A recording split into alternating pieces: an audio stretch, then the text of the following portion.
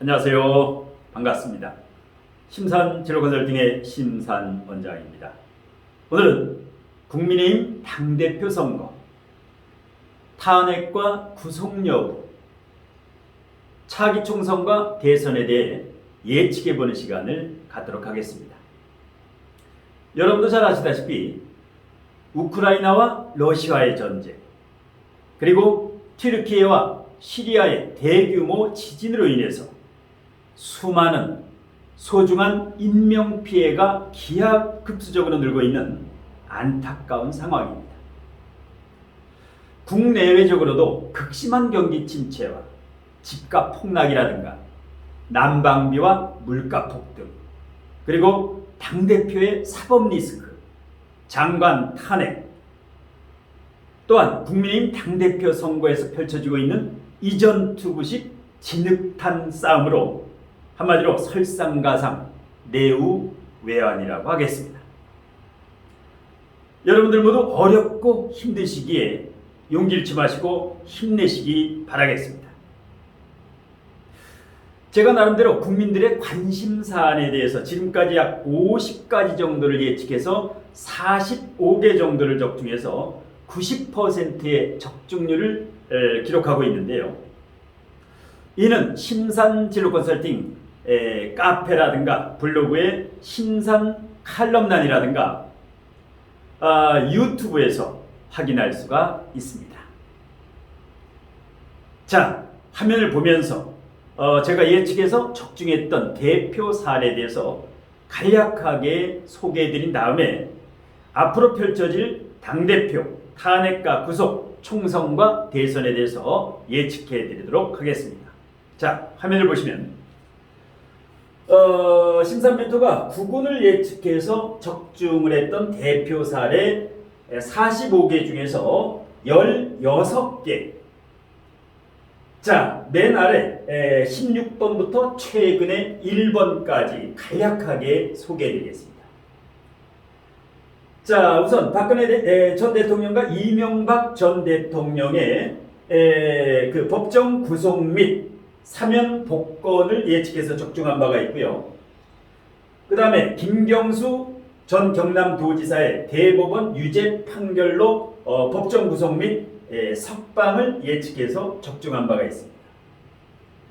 그리고 이재용 삼성 부회장의 구속 및 가석방과 사면을 적중한 바가 있고요. 그 다음에 이재명 현 더불어민주당의 대표의 과거 대법원 무죄 판결 파기환송심을 예측해서 적중한 바가 있습니다. 그 다음에 안철수 현 국회의원이 분당갑 국회의원 보궐선거에서 당선될 것이다 라고 예측해서 적중한 바가 있고요. 그 다음에 작년 6월 1일 6.1 지방선거에서 전국 광역단체장 17곳 중에서 국민의힘에서 후보가 12곳 이상에서 당선될 것이다 라고 예측해서 정확하게 국민의힘이 12곳, 전국 광역단체장, 더불어민주당이 5곳에서 6.1 지방선거에서 당선이 돼서 적중한 바가 있고요. 그 다음에 오세훈과 안철수 후보가 당시에 서울시장 보궐선거에 야권 통합 후보 경선이 있었는데 이때 제가 오세훈 후보가 안철수 통합 후보를 누르고 국민의힘 야권 통합 후보가 될 것이다 라고 예측해서 적중한 바가 있고요. 그 다음에 국민의힘의 오세훈, 더불어민주당의 박영선 후보가 지난 서울시장 보궐선거에서 오세훈 후보가 당선될 것이다 예측해서 적중한 바가 있습니다. 그 다음에 지난 국민의힘 당대표 선거에서 이준석 전 대표가 나경원 당시에 국회의원을 국민의힘 당대표 선거에서 이준석 후보가 나경원 후보를 이기고 당대표에 당선될 것이다 라고 예측해서 적중한 바가 있고요. 그 다음에 이재명 현 대표가 계양을 보궐선거에서 당선이 될 것이다 라고 예측해서 적중한 바가 있고, 그 다음에 이번에 선거법 위반 혐의로 기소가 될 것이다 예측해서 현재 기소 상태지요. 선거법 위반. 그 다음에 이재명 대 이낙연 더불어민주당 대통령 후보 선출에서 이재명 후보가 더불어민주당의 대선 후보로 선출될 것이다 라고 예측해서 적중한 바가 있고요. 그 다음에 윤석열 대 홍준표 국민의힘 대통령 최종 후보 선출에서 윤석열 후보가 홍준표 후보를 누르고 국힘의 그 대선 후보로 선출될 것이다 예측해서 적중한 바가 있고, 윤석열 후보와 안철수 후보가 20대 대통령 선거에서 야권 단일화가 될 것이다 라고 예측해서 적중한 바가 있고요. 그 다음에 당시 윤석열 후보가 20대 대한민국 대통령에 당선이 될 것이다 라고 1년 전부터 약 6, 7차례 예측해서 적중한 바가 있는데요. 심산진로 컨설팅, 카페, 블로그, 그 다음에 유튜브에서 확인할 수가 있습니다. 그 다음에 최근에는 이준석 전 국민의힘 당대표가 성상납 관련 무고죄로 기소가 될 것이다 예측을 해서 지금 현재 무고죄로 기소가 되어 있는 상태죠. 그 다음에 2, 3년 전부터 부동산 가격이 30% 이상 대폭락을 할 것이다. 역시 6, 7차례 1, 2년 전부터 부동산의 대폭락을 예측했는데 지금 현실화가 됐죠. 이게 이제 제가 여러분의 관심사안이라든가 구군에 대해서 예측해서 적중한 사례가 됩니다. 자, 그러면 지금부터는 앞으로 펼쳐질 여러분들의 관심사안에 대해서 예측해보는 시간을 갖도록 하겠습니다. 참고적으로 저는 보수도 진보도 아닌 중도입니다. 최근 3차례의 대선에서 저는 진보 후보에게 한 번, 보수 후보에게 한 번, 중도 후보에게 한 번 이렇게 대통령 선거에서 투표를 한 바가 있는데 나름대로 중도의 입장에서 최대한 객관적으로 설명해 드리도록 노력을 하겠습니다. 자, 어디까지나 개인적인 견해를 밝히는 것이기 때문에 실제 결과와는 달라질 수 있음을 알려드립니다. 자, 그러면 일단 화면을 보시면 첫 번째 국민의힘 당대표 선거가 3월 8일에 실시가 되죠. 자, 이제 여론조사 결과 국민의힘 당대표 후보 본선에 진출할 후보가 3월 10일에 결정이 되는데요. 자, 4명이 본선에 올라갑니다. 자, 김기현 후보, 안철수 후보, 그리고 천하람, 황교안 이렇게 4명의 후보가 이제 본선에 진출할 것으로 예상을 하는데요. 자, 최종적으로 국민의힘 당대표는 김기현 후보가 당선될 것으로 예상을 합니다. 제가 1월 15일자 그 동영상에서 심산진로 컨설팅 1월 15일자 동영상에서 국민의힘 당대표는 김기현이 당선된다 이렇게 이제 예측한 동영상이 있는데요. 그거를 참고하시면 되는데 제가 이렇게 예측하는 도구가 3가지가 있습니다. 자, 첫 번째는 현재 지지율을 40% 정도 참고를 합니다. 지지율의 흐름, 이것이 바로 민심이지요. 민심은 거역할 수가 없다. 이것을 약 40% 정도 참고를 하고, 두 번째, 각 당이 처해 있는 현재 환경, 그 다음에 각 후보라든가 당사자 개인이 처해 있는 환경, 지금까지 살아온 환경이라든가 정치를 했던 그런 환경적인 요소를 30% 참고를 합니다. 그리고 마지막으로 그 당사자의 사주, 이것을 30% 참고, 이래서 이 3가지 도구를 종합해서 최종 결과를 예측하고 있습니다. 그래서 국민의힘 당대표의 본선에 진출할 김기현, 안철수, 그 다음에 천하람, 황교안 후보의 사주 명식을 제가 나름대로 서너 차례 정확하게 이제 개인적으로 이제 분석한 바가 있는데요. 자, 그래서 김기현 후보가 이제 당선될 것이라고 이제 최종 당선될 것이라고 예측을 하는 근거는 지금 그 여론조사상에 나오는 것은 민심, 국민의 여론이라든가 국민의힘 지지층을 대상으로 한 여론조사입니다. 자, 여기에는 엎치락 뒤치락 하고 있지요. 안철수 후보와 그 다음에 김기현 후보. 그런데 실제 투표에서는, 실제 국민 그 당대표 선거에서는 당원 책임당원 100%이기 때문에 김기현 후보가 여론조사에서 나오는, 현재 여론조사에서 나오는 그 지지율 수치보다 최소 10% 정도 더 이상 나올 것으로 예상을 합니다. 예를 들어서 지금 40% 나온다면 50% 이상, 지금 45%가 나온다면 55%, 지금 50%가 나온다면 60% 이상, 이와 같이 실제 선거에서는 책임당원이 보통 이제 60대 이상이라든가, 그 다음에 경북, 경남, 부울경 이쪽의 책임당원이 무려 40%가 넘기 때문에 전국 전체에서 일단 실제 뚜껑을 열었을 때는 이 지금 현재 여론 지지율보다 압도적으로 김기현 후보가 유리하게 당선이 될 것으로 예상을 합니다. 반면에 안철수 후보 같은 경우는 지금 상승세가 꺾였지요. 앞으로 이제 실제 선거 한 달 정도 선거일로 가면 갈수록 안철수 후보의 지지율은 상당히 급락할 것으로 예상을 합니다. 자, 반면에 천하람 후보, 다크호스지요. 지금 신드롬을 일으키고 있는데 천하람 후보, 나름대로 이제 이준석계라고 이렇게 하고 있는데요. 나름대로 천하람 후보 같은 경우는 아니다, 나는 이준석 전 대표의 출마 권유라든가 여러 가지는 맞지만 나는 청출어라, 그 이상 이준석을 뛰어넘는 내 천하람 자체로 도전한다, 이렇게 이제 설파하고 있는데요. 제 나름대로는 센세이션은 일으키지만은 당대표에 당선되기까지는 역부족이다.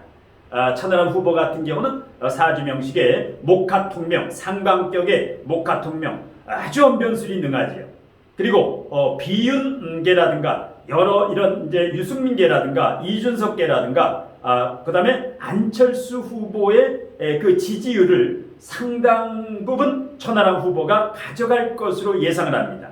그래서 안철수 후보는 하락을 하고 천하람 후보는 상승 곡선을 타고, 그리고 이제 황교안 후보 같은 경우는 그 표는 김기현 후보에게 상당수, 일단 선거일이 다가오면 황교안 후보의 그 표는 김기현 후보에게 이렇게 가서 결선 투표 없으면 50% 이상으로 김기현 후보가 당선될 것이고, 결선 투표로 가더라도 책임당원의 선거 때문에 김기현 후보가 55% 이상, 최대 65%까지 상당히 큰 격차로 당선될 것으로 예상합니다. 자, 그 다음에 탄핵 때문에 요즘 시끄럽죠. 이상민 행안부 장관이 국회에서 179명의 찬성으로 탄핵을 했지요. 109명 반대, 179명 찬성으로 탄핵안이 가결돼서 이상민 행안부 장관이 탄핵 상태지. 그러면 헌법재판소에서 판결을 합니다. 이것이 탄핵안이 인용될 수도 있고 기각될 수도 있습니다. 제 나름대로 예측하는 것은 헌법재판소에서 이상민 행안부 장관의 탄핵안은 기각될 것으로 예상을 합니다. 그 이유는 일단 도의적으로 이태원 참사에 109명의 소중한 생명이 희생됐기 때문에 이상민 장관 같은 경우는 초기에 대국민 사과를 했어야 됩니다. 그리고 이 사건이 어느 정도 처리된 다음에는 자진 사퇴를 하는 게 민심, 거의 60% 정도의 대다수 국민들이 이렇게 자진 사퇴를 원하는데 대국민 사과도 부족하고 자진 사퇴도 이렇게, 그래서 이제 해임 건의안을 이렇게 국회에서 통과가 됐는데 거부권, 대통령께서 거부를 했지. 그래서 이제 탄핵까지 갔는데, 하지만 도의적인 면하고 이 탄핵안은 반드시 법률에 위배가 되어야 되는데 제 나름대로는 헌법이라든가 이런 법률적으로 가게 되면 이상민 장관의 탄핵안은 헌법재판소에서 상당히 빠른 시간에 2, 3개월 안에 탄핵안이 기각 결정이 내려질 것으로 예상이 됩니다.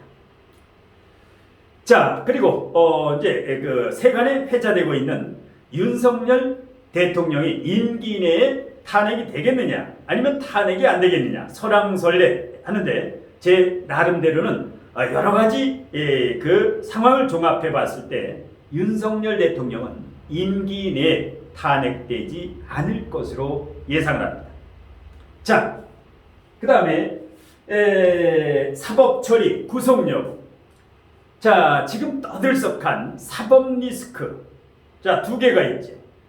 더불어민주당 이재명 대표의 사법 리스크와 그 다음에 김건희 여사의 사법 리스크 두 가지가 있습니다. 제 예상에는 일단 이 두 분 모두 사법 처리가 될 것으로 예상이 됩니다. 자, 그래서 이재명 더불어민주당 대표는 당대표에서 물러나게 되고 비대위 체제로 전환될 것으로 예상을 합니다.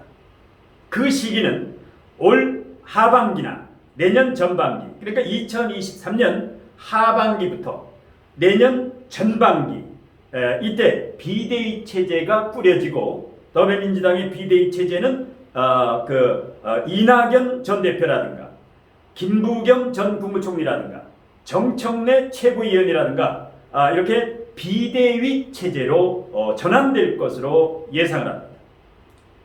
자, 그리고 이재명 대표 같은 경우는 지금 구속되어 있는 측근이죠. 정진상이라든가 그 다음에 김영이라든가 유동규라든가 그 외에도 쌍방울의 김성태, 뭐 남욱이라든가 정영, 여러 사람이 이제 그 측근이라든가 주변 인물들이 상당히 많은데, 이 사람들 중에서 한두 명에서 두세 명이 이제 배신을 하는 형국으로 스모킹건 결정적인 증거가 드러날 것으로 예상을 합니다. 그래서 이제 이재명 후보 같은 경우에는 사건 사고수를 조심해야 됩니다. 뭐 차량뿐만 아니라 나름대로 심리적으로 심리 기복이라든가 감정 기복이라든가 어떤 신세 비관이라든가 이런 극단 선택까지도 상당히 주의를 해야 되는 이런 시기라고 예상이 됩니다. 그리고 김건희 여사도 마찬가지로 도이치모터스의 주가 조작 의혹이라든가 그 다음에 허위 학력 등의 어떤 위조라든가 이런 게 이제 상당수가 이제 지금 국민의 여론이 60% 이상이 김건희 여사의 특검을 해야 된다. 이렇게 국민의 민심. 그래서 일단 김건희 여사 같은 경우는 이제 도이치모터스라든가 아니면 이 허위 학력이라든가 이런 혐의로 인해서 검찰에 출두를 해서 조사를 받게 되고 역시 사법 처리가 될 것으로 예상이 됩니다. 그래서 이재명 대표, 김건희 여사 모두 사법 처리가 될 것으로 예상을 합니다. 그 다음에 차기 총선 2024년 갑진년 4월 10일, 내년 4월 10일에 국회의원 차기 총선이 실시가 되죠. 자, 제 예상에는 내년 4월 10일 전에 국회의원의 대규모 정계 개편이 있을 것으로 예상이 됩니다. 그러니까 야당이라든가 여당이라든가 정계 개편, 탈당.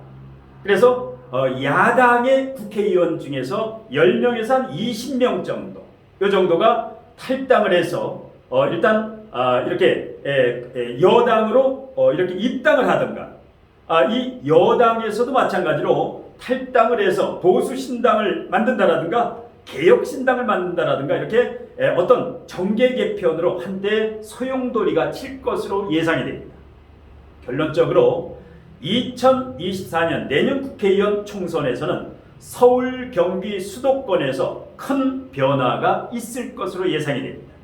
지금 현재 서울, 경기, 수도권에서 더불어민주당의 의석이 거의 80%에 육박하고 있죠. 80% 내외.